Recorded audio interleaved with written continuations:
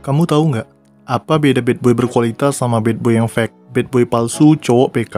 Emang ada ya bad boy berkualitas? Jelas ada. Jadi gini, yang bikin cowok jadi bad boy di mata cewek adalah ketika cowok nggak menomorsatukan si cewek. Menganggap cewek bukan hal utama dalam hidupnya. Berani bilang nggak ke cewek, bisa cuekin cewek, nggak balas perhatian mereka, bahkan nggak ragu ninggalin cewek yang terang-terangan tertarik sama mereka. Namun, hal ini justru bikin cewek makin penasaran, merasa perlu membuktikan diri ke bad boy. Dan justru si cewek lah yang jadi ngejar-ngejar si bad boy. Kebanyakan dari mereka akhirnya menyerah, karena bad boy nggak kunjung balas perasaannya, dan ketatnya persaingan dalam menaklukkan cowok bad boy. Dan akhirnya si cewek menganggap bad boy mempermainkan perasaannya, dengan nggak membalas perasaannya. Berbeda dengan cowok-cowok bucin yang menghambakan cinta dan memuja-muja wanita. Jadi sebenarnya, tindakan bad boy ini adalah saat kamu lebih memprioritaskan diri kamu ketimbang wanita, nggak mau takluk, dan nggak jadi budak cinta, punya dunia sendiri. Bad boy itu nggak selalu ngelakuin hal negatif.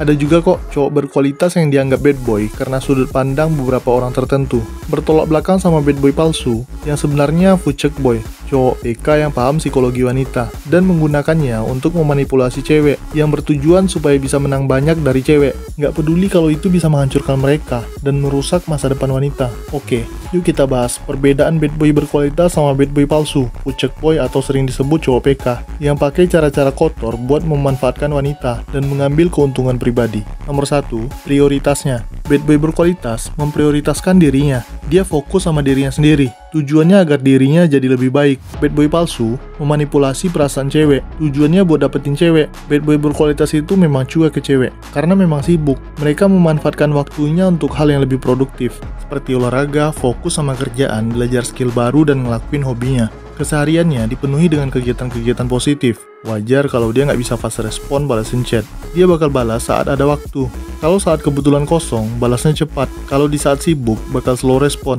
Karena kesibukannya ini, dia juga nggak bisa sleep call sampai pagi, atau teleponan berjam-jam dengerin curhatan cewek. Berbeda dengan bad boy palsu atau cowok PK tadi, sengaja lama-lamain bales chat, biar si cewek makin penasaran, padahal nggak lagi ngapa-ngapain. Atau malah lagi chattingan sama cewek lain. Dia paham banget, sama cewek harus main tarik ulur. Jadi sekalian aja banyakin cewek dalam hidupnya. Hari Senin jalan sama si A, Selasa sleep call sama si B, Rabu VCS sama si C. Jadi sebenarnya dia termasuk cowok bucin, tapi sama banyak cewek sekaligus. Jadi perhatiannya terbagi nggak cuma sama satu cewek. Pada akhirnya dia nggak jadi lebih baik, karena waktunya habis buat cewek, bukan buat improve kualitas diri. Nomor 2, komitmennya. Bad boy berkualitas, hati-hati banget sama yang namanya komitmen dan janji. Bad boy palsu, fucek boy, gampang bikin komitmen dan berjanji, kemudian melanggarnya. Cowok berkualitas sering dianggap bad boy, padahal mereka nggak mau buru-buru berkomitmen. Mereka sadar, komitmen dalam hal pacaran ataupun nikah harus dipikir matang-matang. Karena nggak berkomitmen, tentu bad boy berkualitas merasa nggak perlu membatasi untuk berteman sama cewek. Dia jadi kelihatan sering bareng sama cewek yang berbeda-beda, padahal mungkin itu hanya teman nongkrong, satu komunitas, atau mungkin masih dalam tahap seleksi calon pasangan. Jadi banyak cewek yang salah paham. Padahal, karena belum ada komitmen, belum ada tanggung jawab sebagai pasangan. Beda sama bad boy palsu, yang gampang banget jadian sama cewek. Jadian di sini, nikah di sana, di tempat lain masih ngaku single.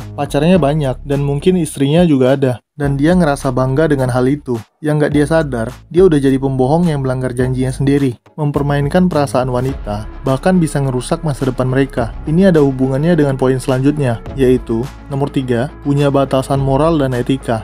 Bad boy berkualitas punya batasan moral dan etika. Bad boy palsu atau cowok PK, asal enak, asal nikmat, asal nafsu terpuaskan. Bad boy berkualitas akan memegang teguh prinsip, yang bikin hubungannya sama cewek itu ada batasnya. Bisa keyakinan, bisa agama, atau nilai-nilai moral yang dianut dalam hidup. Berusaha semaksimal mungkin berinteraksi sama cewek dalam batasan-batasan yang diyakini. Kalaupun kilaf-kilaf dikit, namanya juga manusia, akan segera diperbaiki. Balik lagi ke moral dan etika yang dianut tadi, bukannya malah keterusan dan kebablasan. Jadi mau sebanyak apapun kenalan cewek kamu, kalau kamu adalah cowok yang punya prinsip, batasan itu nggak akan dilanggar. Berbeda dengan bad boy palsu atau cowok PK tadi, yang jadi panduan hidupnya cuma nafsu. Panjang dia bisa dapetin manfaat dari cewek, bisa dalam bentuk kenikmatan fisik, harta, atau bahkan sekedar perhatian. Nggak peduli hal apapun akan dia dia langgar. Bikin janji manis palsu, identitas palsu, bahkan ngelakuin hal nggak bermoral, kayak menjebak dan mengancam cewek buat keuntungan pribadinya. Yang perlu kamu pahami, jadi cowok PK itu cepat atau lambat bakal menghancurkan diri kamu sendiri, bro. Entah karena kehabisan waktu dan masa muda, kehabisan uang, dimintai tanggung jawab sama cewek yang udah kamu permainkan,